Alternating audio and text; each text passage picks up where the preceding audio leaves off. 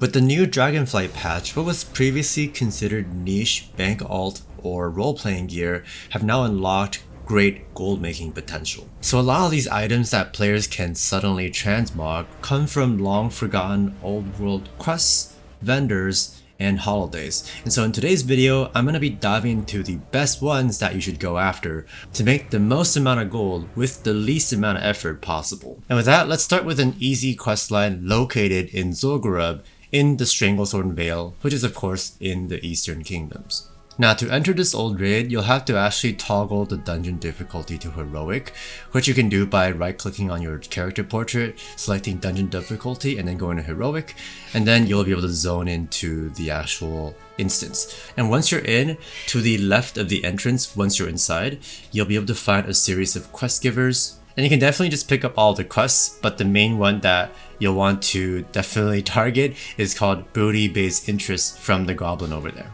And next you'll want to go around the raid and kill these two bosses, High Priest Venoxus, as you can see right here, and of course you'll just need to have an appropriately leveled character to be able to pretty much one-shot them. And after that, the next boss you want to defeat is High Priestess Kilnara. These are the only two bosses you'll have to kill to be able to unlock the final boss, Jindo. So of course you can optionally go and kill the other ones if you want like transmogs and stuff, but those are completely optional. Now for the final boss Jindo, there are some very important things you'll have to do even if you're a max level character to be able to defeat it. If you don't follow these instructions, you'll actually end up having to basically get stuck with an immune boss and not be able to kill it, and then not be able to reset the fight as well unless you have something like Vanish on a rogue. Otherwise you'll likely have to die for it, which with a max level character won't be an easy task either. So with that, what you'll absolutely have to do is, even before you engage the boss, go and kill one of these big Gurubashi spirit warriors on the side platforms, again before you start the boss. As you can see, what I'm doing here is actually incorrect. I tried pulling it in on the fight, but what I actually had to do is to kill it before the fight, so don't do what I did there. Instead, you want to actually kill the spirit warrior before the fight. So then during the boss fight, once you get into phase 2, which only takes like one auto attack with a max level character, you'll actually enter into this spirit realm type of place, which then you'll be able to see the spirit of the killed warrior, and then you'll be able to then not kill it, do not kill it a second time. With this spirit of the warrior, well, spirit of the spirit warrior, you want to wait, not DPS anything, wait until it casts a slam attack on you while you stand on top of Hakar's chains. And I think there are 3 or 4 of these chains. Only after you break all these chains will you be able to actually DPS the boss, and the boss will not be immune anymore, right? So you want to wait on top of these chains until this spirit warrior casts its slam to break the chains, and you have to do this 3 or 4 times depending on how many chains there are.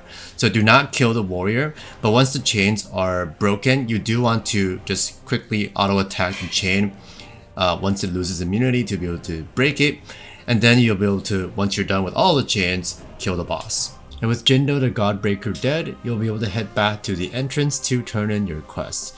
But you're not quite done yet. After you turn in this quest, Booty Based Interest, you'll actually get a follow-up quest to get your rewards, called a Shiny Reward. Simply head over to Booty Bay on the southern tip of the zone and continent, fly over to the goblin statue, the broken goblin statue off the coast, and inside you'll find a chest that you'll actually be able to turn in the quest at to claim your booty, so to speak. And 3 of these quest rewards you can actually sell in the auction house: the Tarnished Crown, the gem-studded bracelets, and the golden necklace. Although I don't imagine anyone would want the golden necklace because necklaces are not transmogable, right? But the other 2 are. And on top of that, you'll also get a toy called the Black Ice, which will actually, when you activate it, show a ring, a shiny one, on your finger of your character, which is also a pretty cool aesthetic you can also use to further pimp out your character. But anyhow, as you can see, I can sell my gem-studded bracelets here on the auction house. I think I've sold them for a few thousand, probably not this much as you're seeing with the current prices right now. People might undercut, you know, that's normal, and with the effort or the minimal effort that this quest takes, even just a few thousand gold I think is a decent reward, especially when you're starting out with WoW, and you can also do this on multiple characters as well. Now the Tarnished Crown on my server is only selling for a few hundred, but on yours it could be worth a lot more.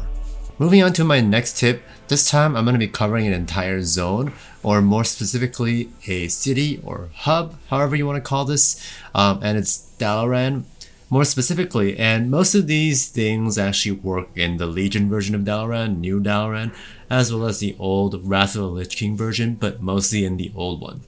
So, by going over to old Dalaran, first of all, what you can do is, and there are a bunch of things you can get from this to make gold.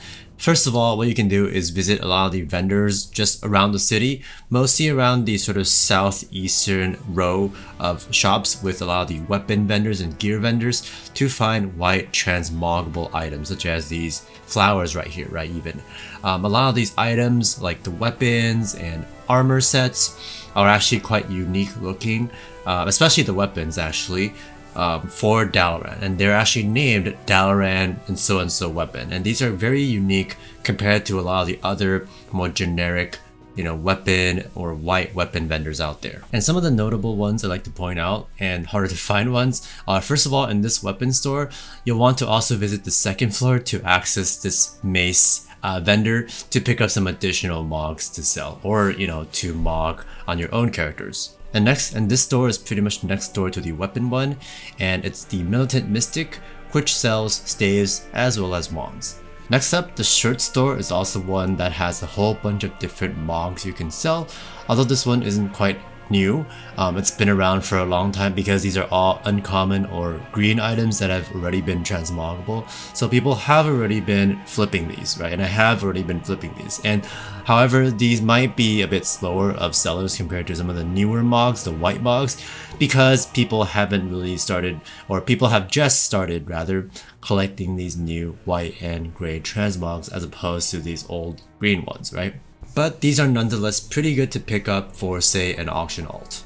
After that, for something a bit newer, you want to head upstairs to talk to this NPC right here to be able to pick up 2 previously unmoggable items, and now these are actually directly learned transmogged instead of being just straight up white gear, which is interesting.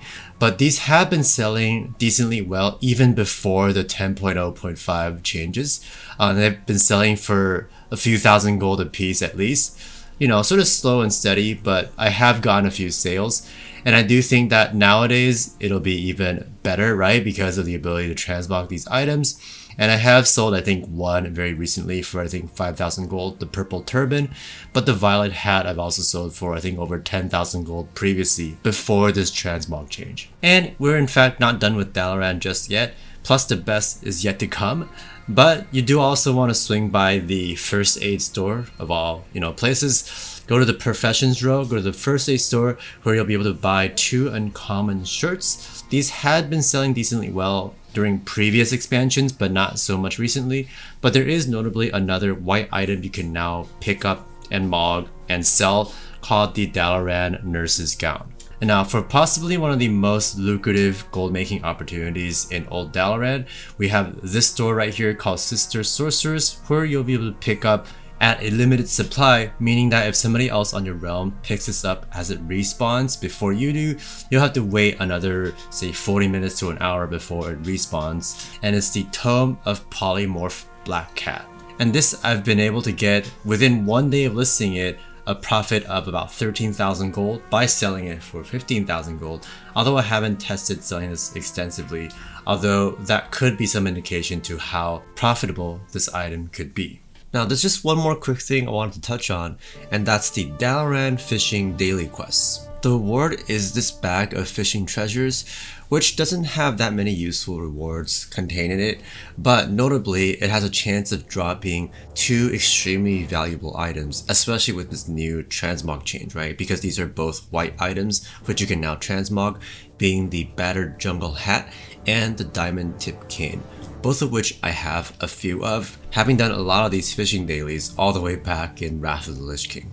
However, nowadays, I would really only recommend you consider doing 2 of these daily quests, and what I mean is, this daily quest is actually on a rotation, so there are, I think, 4 or 5 different quests, most of which have you going around Northrend to do fishing, which I don't think is really worth your time, even with how valuable some of these items can be. However, there are 2 quests, notably, that can be done right in Dalaran, thus making them a lot more convenient and quicker. And so I'd really just recommend you picking up these quests whenever you happen to be, say, swinging around Dalaran to restock some of your transmog wares or checking for the Tome of Polymorph.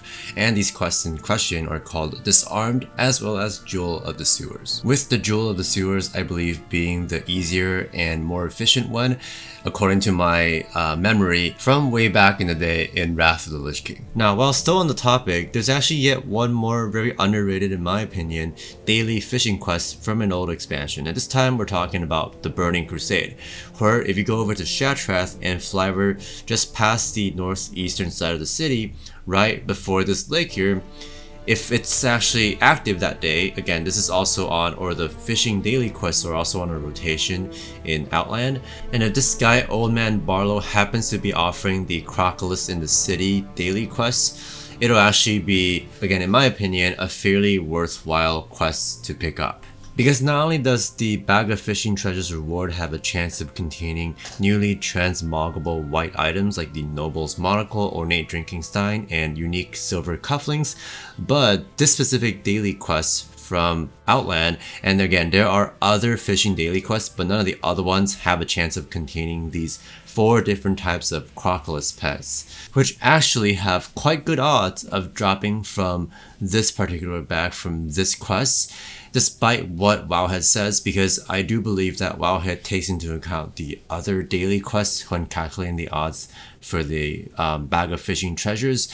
However, the odds from this specific quest are definitely very, very high. Not to mention, these pets are typically worth quite a bit on the auction house, but you might have to do a bit of advertising or maybe undercut the other auctions somewhat significantly to get them to sell a bit quicker. Next, I also want to really quickly touch on crafting, starting with Shadowlands Legendaries, for which you actually don't have to make the Legendaries themselves, but simply just have to acquire the recipes for crafting these so-called base items for those legendaries, because these white items, these base items, can already be used for the same look or the same transmogs. Now, in terms of professions, you'll want blacksmithing, leatherworking, and or tailoring to actually be able to create these moggable pieces, right?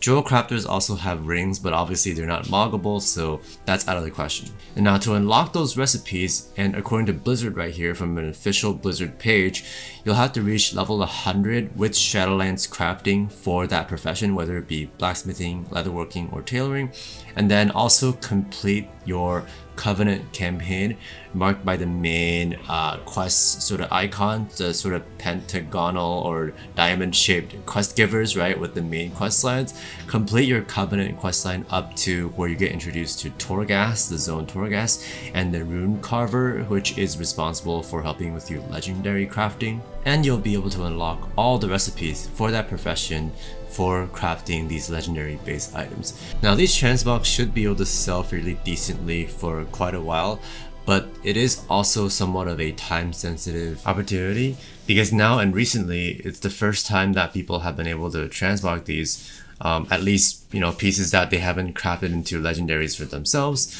and so there might be a larger demand for people to be completing these entire armor sets as the patch just went live a couple of weeks ago.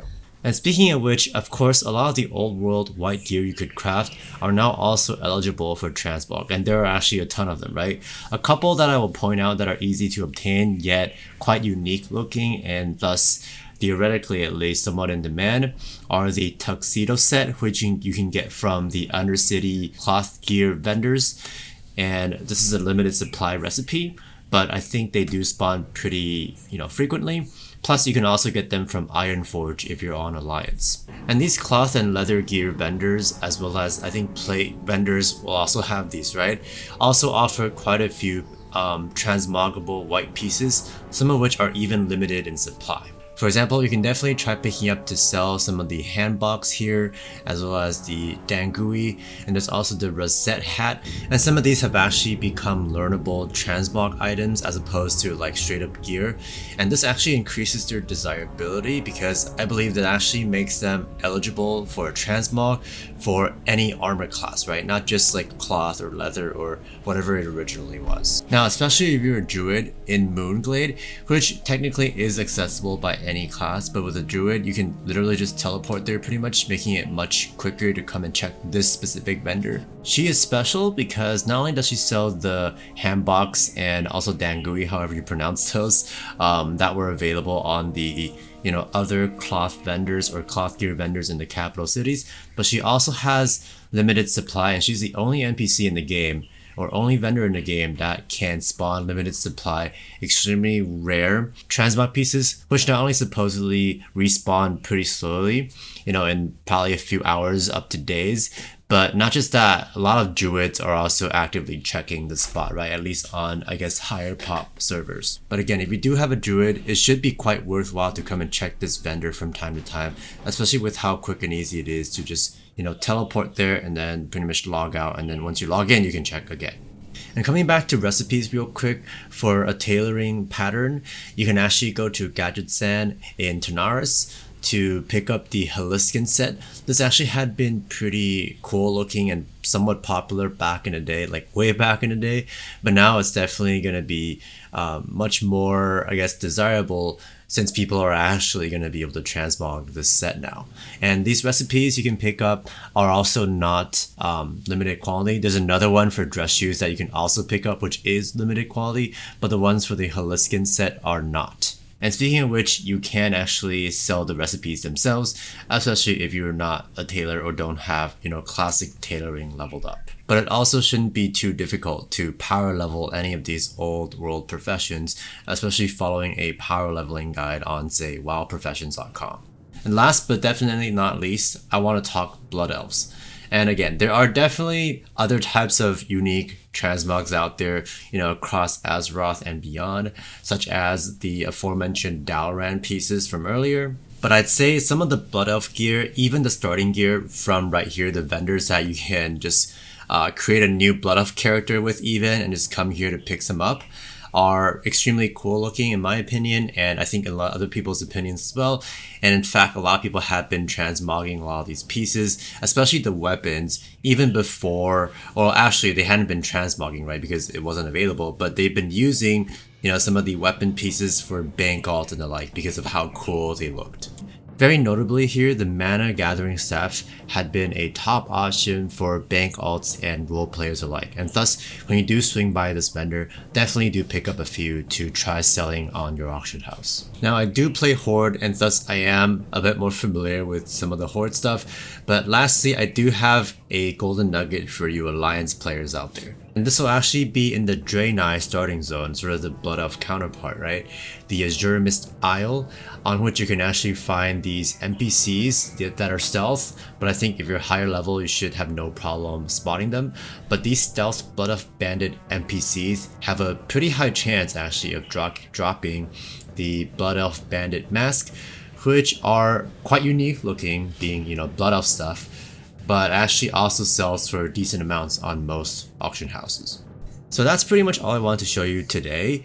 There are definitely lots of other opportunities for gold making with white items and even gray items, and do let me know if you know of some of the good ones in the comment section below, and plus I'll definitely reply to your comment. And with that, thank you so much for watching. Like the video if you liked it, and I will see you in the next video. Peace.